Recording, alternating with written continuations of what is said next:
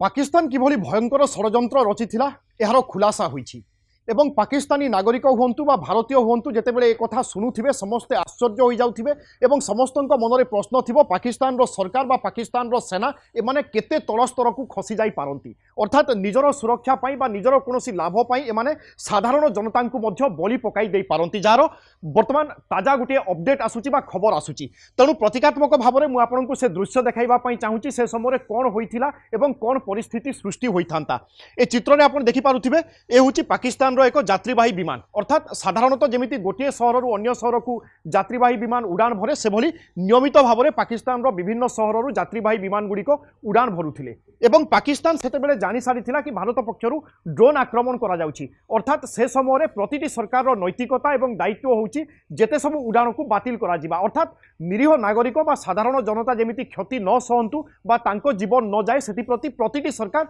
दायित्ववान हुअंती जत्नवान हुअंती किंतु पाकिस्तान सरकार एवं सेना जितेबाला जानिले भारत पक्षर गोटे पर गोटे ड्रोन द्वारा आक्रमण होउछि मिसाइल आक्रमण होउछि एवं से समय पाकिस्तान सेना दायित्व थिला सबु विमान को बातिल करबा कथा किंतु पाकिस्तान सेना बा सरकार पक्षर एभली कोनोसी निर्देश दिया जाय नथिला अर्थात आपण जो विमान देखुचंती ए विमान रे यात्री भर्ती हेकि अछंती अर्थात यात्री जाउचंती ए विमान कोनोसी खाली विमान नुहे कारण गोटे जगार अन्य जगह को जिते विमान उड़ान भरुची और साधारण प्रतिदिन भली यात्री जाउचंती स्वाभाविक कथा विमान भर्ती थिबो अनेक यात्री एथिरे बसी थिबे एवं से यात्री मानकर ना पाकिस्तान सरकार सहित ना अन्य कोनोसी होतो संपर्क मध्य न थाई पारे अर्थात पाकिस्तान रो साधारण नागरिक होई थाई पारंती अन्य देशर मध्य किछि नागरिक थाई पारंती किंतु जेतेबेले विमान उड़ान भरुथिला से समय ही भारतर रॉकेट लॉन्च होउथिला अर्थात भारतर रॉकेट पाकिस्तान को आक्रमण करबा पई जाउथिला पाकिस्तान सेना पाकिस्तान सरकार एक कथा जानिचंती रॉकेट मार करा जाउछि जे कोनोसी जगह आक्रमण होई पारे एवं से समय जदि विमान आसी जाए ताहेले विमान मध्य दुर्घटना हेबो विमान मध्य छारखार होई जिवो विमान रे बसिथिबा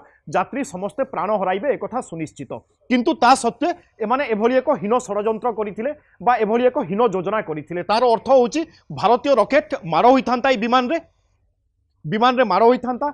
पथभ्रष्ट होइथांता बा अन्य जहाँ भी होइथांता एवं विमान रे थिबा समस्त यात्री मरि जाइथांते बा मृत्यु मुखरे पड़िथांते विश्व समुदाय को कौन वार्ता जाइथांता कि भारत एभली एक कार्य करिछि बा भारत एभली एक काम कला जहाँ पाकिस्तान होतो लाभ पाइथांता बा विश्व समुदाय पाखरे गोटे अनुकंपा सृष्टि करिथांता किंतु ए रास्ता नुहे केबे मध्य कोनोसी सरकार आमे विश्व रे प्रायतः कम देखे कि निजर लोकंकु बा निज देशर नागरिकंकु बलि पकाई निजर स्वार्थ हासिल करबा पई चेष्टा करबा ए बहुत क्वचित एवं केवल यह पाकिस्तान क्षेत्र में ही संभव हो पारे कारण जो मानसिकतार सहित पाकिस्तान दीर्घ 70 वर्ष है बढ़ुची जो भली कार्यकलाप लिप्त अच्छी से भली मानसिकता रखुवा सेठिकार नेतृत्व हुंतु बा सेना अधिकारी हुंतु से माने ही एभली कार्य करें किंतु कहुए जितेबाला आपड़ सत् पथरे अच्छा ठीक रास्तार अच्छा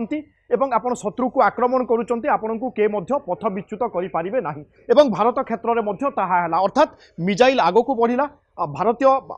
वायुसेना पक्षरु जो मिसाइल पठा जाइथिला पूरा लक्ष्य तार स्थिर थिला तार केते किलोमीटर बेगरे जीव ताहा स्थिर थिला अर्थात एक्यूरेसी उपरे कहार किछि संदेह नथिला एवं से समय ए विमान रे एते मिसाइल रो एक्यूरेसी थिला अर्थात आक्रमण बा टार्गेट जगह रे जेमिति हेले मध्य मिसाइल पहुँचब एथिरे केही बाधा सृष्टि करि पारिबे नाही ताहा होछि भारतीय वायुसेनार शक्ति एवं से शक्ति आमे सेदिन मध्य देखिले कोनोसी विमान रे बा कोनोसी यात्रीवाही विमान रे रॉकेट मार होइनी बरं जेउठी की टार्गेट करा जाइथिला बा लक्ष्य जेउठी थिला जेउठी लोकेशन करा जाइथिला सेही लोकेशन रे ही रॉकेट पहुँचीथिला एवं मार करिथिला तेणु पाकिस्तान सरकार एवं सेना केते तल पर्यंत खसी जाई पारंती ए गुटे तार होउची सद्यतम उदाहरण बा नमूना एवं एक कथा पाकिस्तानवासी बा पाकिस्तान रो प्रतिटी नागरिक मध्य बुझिबा दरकार कि सेमानंक सहित तांको सरकार एवं सेना किभली खेल खेलुची।